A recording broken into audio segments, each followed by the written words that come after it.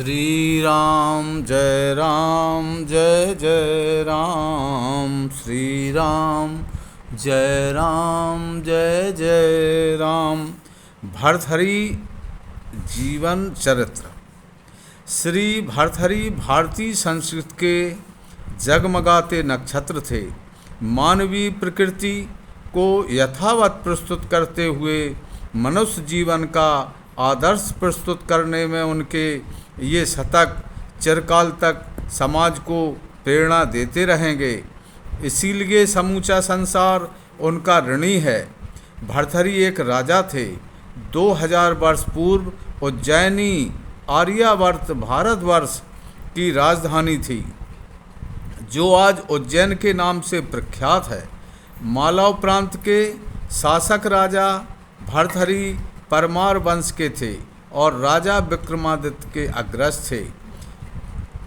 प्रजावत्सल भर्तृहरि महान विद्वान, श्रेष्ठ कवि व काव्य प्रेमी, व्याकरण के अद्भुत ज्ञाता, संस्कृत के उद्भट विद्वान, दार्शनिक, पुरातत्ववेत्ता, तत्वज्ञ, प्रकृति प्रेमी तथा नीतिज्ञ थे। उनकी न्यायप्रियता व प्रजावत्सलता को हर कोई जानता था। उनके राज्य की जनता अपने राजा की भांति धर्म परायण थी। उनके राज्य में यज्ञ हवन होते ही रहते थे।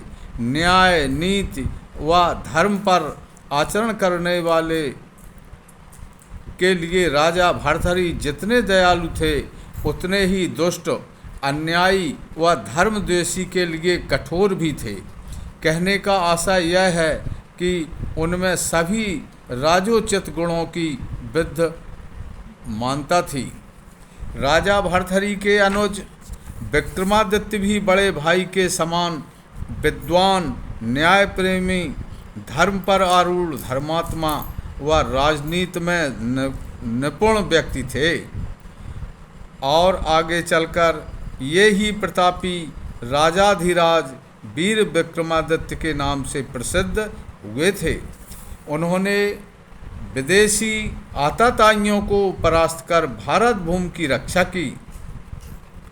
इन्हीं के नाम पर विक्रमी संवत का चलन समूचे भारतवर्ष में हुआ। बड़े होने के कारण भर्तृहरि राजकाज चलाते थे। उनके अनुज विक्रमादित्य प्रधानमंत्री का दायित्व संभालते थे। दोनों भाइयों में बड़ा ही प्रेम और सद्भाव था। राजकार्य में दक्ष होकर भी राजा भर्तृहरि ने अपने राज्य का विशेष भार विक्रमादित्य के कंधों पर ही डाल रखा था और स्वयं दायित्व मुक्त हो सुखी थे। लेकिन ईश्वर इच्छा को कौन टाल सकता है। प्रभु की लीला या भाग्य की विडंबना, एक समय दोनों भाइयों में मतभेद उत्पन्न हो गए। जिस बात की कल्पना भी नहीं की जा सकती थी, वही बात संभव हो गई। होनी को कोई नहीं टाल सकता, वह होकर ही रहती है। राजा भर्तृहरि ने अपने अनुज विक्रमादित्य को नगर से निकल जाने का आदेश दे दिया। कारण कि राजा भर्तृहरि के 2 विवाह पहले हो चुके थे, तथापि रूप लावण्यमयी सुंदरी एक मनमोहिनी राजकुमारी ने उनकी तृतीय पत्नी होने का सौभाग्य प्राप्त कर लिया। उसका नाम था पिंगला। पिंगला के सौंदर्य पर राजा भर्तृहरि ऐसे मंत्रमुग्ध हुए कि अपनी विद्या, बुद्धि, ज्ञान, विवेक, विचार सबको तिलांजलि दे डाली और भोग विलास में आकंठ डूब गए। अब तो पिंगला जो भी कहती राजा भर्तृहरि उसकी बात को मान जाते। जब राजा की लगाम ही उसके हाथ में थी, तो वह तो उसके हाथों की कठपुतली बनकर रह गए थे। पिंगला ही सर्वे सर्वा थी। जो चाहती वही राजा भर्तहरि से करवा लेती थी, क्योंकि पिंगला के रूप का जादू सिर पर चढ़कर बोल रहा था। इस प्रकार सर्वनाश का बीज बोया जा चुका था और कारण बनी भर्तहरि की तीसरी पत्नी पिंगला। बड़े बड़े योगी भी कामनियों के कटाक्षों में उलझकर रह गए हैं। मोहिनी के मोहरूपी जाल से भला कौन बच सका है। इंद्रासन भी डोल उठा है। विश्वामित्र की तपस्या भंग हुई है। शिव का तीसरा नेत्र भी खुला है। फिर सामान्य मानव की तो बिसात ही क्या है। बड़े बड़े सूरमा अपने गांडीव को छोड़ने पर विवश हुए हैं। विधाता ने भी स्त्री की कैसी रचना की है। वे अबला होकर भी सबला और गाय होकर भी सिंह हैं, कोमलांगी होकर भी वज्रतुल्य हैं। इनके कारण बड़े बड़े राज सिंहासन डोल गए। महाभारत का विनाशी युद्ध भी स्त्री के कारण ही हुआ। इनके सौंदर्य के जाल में विवेकी जनों का ज्ञान भी न जाने कहाँ विलुप्त हो जाता है। ज्ञान विहीन पुरुष स्त्री के समक्ष मात्र पशु बनकर रह जाता है और अंत में फंसकर वह दुख, धोखा, विश्वासघात पाकर अपना सर्वस्व नाश कर बैठता है। हालांकि राजा भर्तहरि परम विद्वान व बुद्धिशाली थे, लेकिन होनी के वशीभूत हो उन्होंने शास्त्रोपदेश पर ध्यान न देकर अपनी तीसरी रानी पिंगला को सिर चढ़ा लिया था और वह महाराज को अपनी उंगलियों पर नचाने लगी। जब कोई भी निर्भय और निर्द्वंद हो जाता तो वह कुकर्म करने से भी नहीं चूकता, और पिंगला ने भी वही किया। वह भी व्यभिचारिणी बन गई। मर्यादा पुरुषोत्तम श्री राम विष्णु के अवतार कहे गए वह भी पर्णकुटी में सीता माता को अकेला छोड़ स्वर्ण मृग के पीछे दौड़ पड़े थे। भला स्वर्ण का भी कभी मृग हुआ है, इस बात को एक सामान्य जन भी समझता है, लेकिन होनी तो होकर रहती है और तदनुरूप वैसी ही जीव की बुद्धि भी हो जाती है। यदि होनी प्रबल न होती तो राजा भर्तहरि जैसे ज्ञानी की मति न भरमा जाती।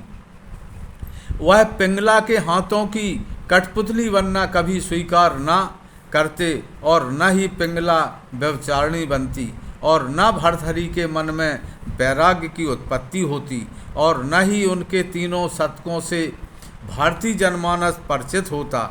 इसीलिए कहा जाता है कि विधाता तो सदैव अच्छी ही करता है।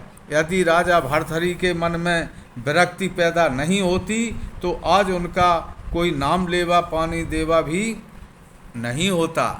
अपने प्राणों से प्रिय पत्नी पिंगला के व्यभिचार युक्त कुकर्मों को जानने के बाद उनके मन में ऐसी विरक्ति हुई कि वह राजपाट जाकर एक आदर्श योगी बन गए।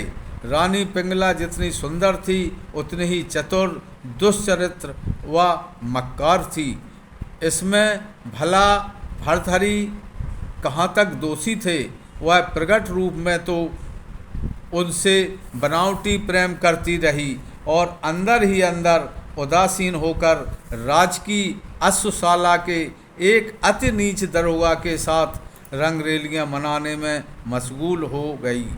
भर्तहरि जब महल में आते तब वह अपने हाव भाव व नाज नखरों व शोखी से उनका मन मोह लेती और अवसर पाते ही अश्वशाला के उस दरोगा के साथ अभिसारत हो उत्कंठित हो जाती। यह राज वह लंबे समय तक भर्तहरि से छिपाए रही और वह अपनी प्रिय को अपना सर्वस्व न्यौछावर करते रहे। काफ़ी दिनों तक पिंगला का यह कलंक छिपा रहा, पर पाप का घड़ा तो फूटता ही है। पाप आखिर कब तक छिपा रह सकता है। सर्वप्रथम इस पापाचार का पता महाराज के अनुज राजकुमार विक्रम को लगा। मानसिक वेदना हुई। अपने उच्च कुल पर कलंक का टीका लगाने वह अपने अनिष्ट की आशंका से उनका मन कंपायमान हो उठा। भ्राता से यह बात कहने का विक्रमादित्य ने कई बार साहस किया, परंतु महाराजा का रानी पर निश्चल विश्वास और अटूट प्रेम देखकर वह कुछ कहने का साहस न कर सके। सोच विचार में आखिर कई दिन व्यतीत हो गए। अंतोगत्वा एक दिन अवसर पाकर विक्रमादित्य ने अपने भ्राता से कह ही दिया, भ्राताश्री, आप सर्वगुण संपन्न, बुद्धिमान, चतुर, सभी प्रकार से योग्य, अनुभवी एवं होशियार हैं, लेकिन एक जगह आप निरंतर धोखा खा रहे हैं। मैं क्या कहूँ?